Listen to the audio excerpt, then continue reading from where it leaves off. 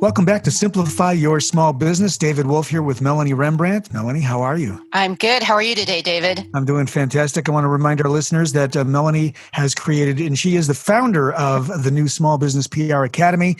You can find that at www.smallbusinesspracademy.com. So check that out. In this edition of Simplify, we've got a special guest. Ruth King is well known as the Profitability Master. We like this. She's passionate about helping small business owners get profitable and stay there. As a serial entrepreneur, she's owned herself 8 businesses in the past 37 or so years. And one of her businesses is called Business Ventures Corporation, which began its operations in 1981. Through Business Ventures, she coaches, she trains, she helps contractors and others in business achieve business growth for them and helps them achieve the goals they want to achieve. Joining us on the program is Ruth King. Ruth, welcome to the program. Glad to be here. Thanks, Melanie and David. Good to see you. Ruth, we're so happy to have you here, and we like to keep everything short and sweet for our listeners. So I'd like to just start out by asking you, what do you think is the number one problem you see that most small businesses have today that keeps them from being profitable? They don't know how to price, and they don't know how to read a P&L and balance sheet. I'm giving you 2. Well, how have you come to that conclusion? Just seeing so many different businesses and talking to them? Oh, absolutely. I mean, I've been working with small businesses for 37 years or thereabouts, 38 years. And the number one thing is that I don't understand what my P&L and my balance sheet are saying. And most of the times your P&L and balance sheet will tell you exactly what's going wrong with your business. And if you pay attention to them, then you're going to have an opportunity to spot minor issues and solve them before they become major crises. And generally one of them is price, because a lot of times small business owners say, okay, it costs me $5 to create a part, I'll sell it for $10 or $15, but they forget about the overhead component. And so there's a lot of overhead that's associated that is not in what's called direct expense, and this is where they start losing money. So you have to include direct expense and overhead expense. Yeah, that's interesting. They forget to include anything beyond the direct product or service cost of doing business, right, Ruth? Absolutely, yes. Yeah. And really, our next question really was about a simple tip you can offer entrepreneurs to help them stay out of financial trouble. Really points back to your initial answer.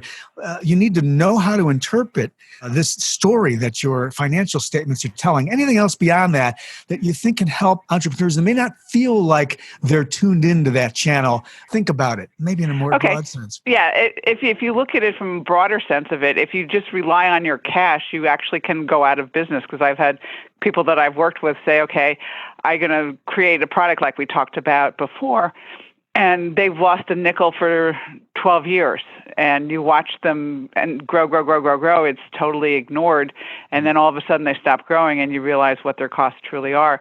So what I would say to you as the thing to watch, it's not only your cash flow, but it's also watch the growth of your customer base. And if you want a good rule of thumb, for every $100,000 in growth, you need $10,000 in cash. And that's a good rule of thumb. So if you're planning on growing, 100,000, 200,000, where are you going to get the 10 or 20 grand? You better have it or you'll be in trouble. Give us that equation again for our listeners, if you would, Ruth. It's 10% of the amount of growth that you expect. So if you expect to grow 100,000, you need $10,000 in cash. If you expect to grow $1 million, you need $100,000 in cash. Okay. Where's it coming from? Okay, so the cash should represent 10% of where you want to grow future going in terms of the business. Okay. Now, Ruth, what do you do when some of these business owners, their eyes just kind of glaze over when you mention that they really have to dig into the financial aspects of their business? I explain it to them in English. I wrote the book, The Courage to be Profitable, which is written in English rather than accounting babble, so to speak. And it's won several awards about books that all startups should be reading and those types of things. And it's really easy. And I actually explained to them, all right, what's your business? And they'll say something. And I said, okay, how easy was it the first time you ever did, let's say, played golf? And that came to my head. It was awful. First time you ever played, but you worked at it and you got better and better and better at it. And it's a continuous working for golf. And the thing is that you become comfortable with it and you learn and you take lessons and things along those lines. So you do the same thing with financial statements. First time you do it, it is absolutely awful. And then the next time it becomes a little easier, and the third time it becomes easier than that. And finally, you're looking at, well, what's going on here? Why did I think this was so hard? And they're really not. They're done. Accountants like to make it harder, but it's really just learning a few terms and understanding what a P&L and balance sheet is. And once that light bulb goes on, it's, you can do just about anything based on your financial statements and what they're telling you. Love that. Yeah, they do tell a story and they do interact with each other, those two forms of financial statements. And I have to tell you, too, I'm one of those hates to look at math people. And I read Ruth's book, and it's so simple and to the point. It's The Courage to be Profitable. It's so easy to understand. I can understand why it won an award and it's such a bestseller. So what do you think are the key points people should take away from your book? Why did you write it? I wrote it because people were telling me that I don't understand financial statements. And that's really why I wrote the book. And in order for you to be profitable, you have to understand financial statements. So the key takeaways are this. Number one, don't be afraid of them, because they're not this big dark hole.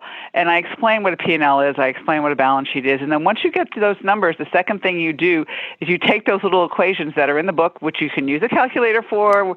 It's not like the old days when we had slide rules, or even before that, we had to add by hand. And you look at the numbers and you graph them, and you can see the trends for your business and whether they're going in the right way. And the third piece of it is to watch your cash, because that's always important. Excellent. And that seems so simple, doesn't it, David? Yeah, it's not terribly complicated. I think the idea of simplifying it, which is why we're here, and Ruth is helping us with this, is first of all, get over the fear. They're just a set of numbers. You just need to understand how to interpret them and how to contextualize them into how you think about your business. Most business owners are doing the business of the business, which is the activity, the product, the service they're providing, and they're not measuring. This really gets back to measuring the health of your business, and that's what financial statements are designed to do, right, Ruth? That's absolutely correct. Your P&L will tell you whether you're profitable for a specific period of time. Your balance sheet looks at long-term profitability. How are you getting more profitable, or are you getting less profitable? For those that are listening that want to learn more about the work you're doing, Ruth King, how can they reach you? You can go to ruthking.info. It's my personal website, and I have everything that I do on that, including the books, including the speaking that I do, training that I do, consulting that I do is all there. Fabulous. She is the profitability master. Ruth King has been joining us to help us simplify how we think about our financial statements so we can grow our business and grow healthy businesses that are profitable. Thanks so much, Ruth. My pleasure. I hope that I helped you all. Thanks so much, Ruth. Yes, it was great information, and I hope you all make it a great day.